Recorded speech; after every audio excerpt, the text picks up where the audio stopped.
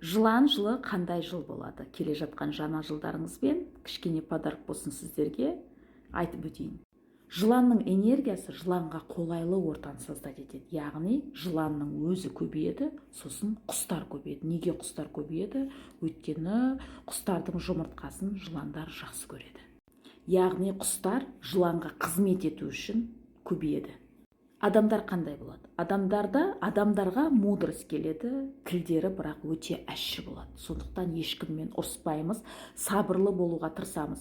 Семьяда жәндегідей тілмен ұрсатын болсаңыздар, айтысып, арты соғысқа айналуы мүмкін.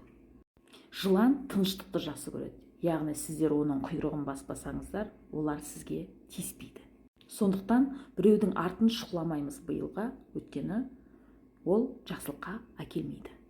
Адамдардың интуициясы жақсы дамиды 2025-те. Әрбір адамның интуициясы орындалады. Сондықтан интуицияны тыңдаймыз 2025-те. Кімдер үшін керемет жыл болады? Әрине, сиыр және тауық жылы туылған адамдар үшін. Барлық мақсаттарыңызды орындап алсаңыздар болады. Кімдер абай болу керек? Барыс жылы туылғандар және доңыз жылы туылғандар абай болу керек.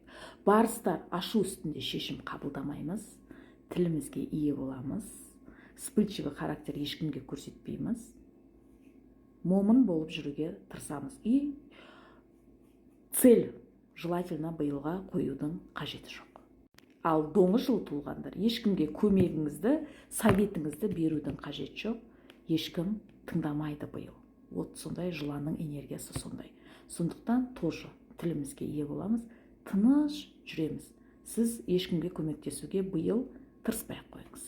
Ал жылан жылғылар үшін мүшелі жас. Әр мүшелі жас адамның өмірін өзгертеді. Қазір көрсетемін. Мысалы, мынау жылан жылғылардың тағдыры. Негізі любой адамның тағдыры средний болады. Сіз өзіңіз таңдайсыз. Жеңіл жол, ауыр жол, немесе сол тағдырыңызбен средний жол. Егер мақсат қойып постоянно әрекет етсеңіз, оңай өмір сүруге болады, немесе жалқауланып түк істемей ауыр өмір сүруге болады. Қандай өмір сүрсеңіздер де, әр мүшелі жастың энергиясы тартып сізді тағдырыңызға салып отырады. Яғни адасып кеткен болсаңыз. Түсіндіңіздер ғой, иә? Сондықтан кішкене өзгерістер болады. Жылан жылы туылғандарға өткен жылан жылы келді. Мысалы, жеңіл өмір сүріп жүргеніңізде, бірден мүшелі жасыңыз тартқан кезде ауыртпашылық сезініп қалуыңыз мүмкін, немесе адасып жүрген болсаңыз, бірден энергиясы тартқан кезде жеңілдікті сезінесіз.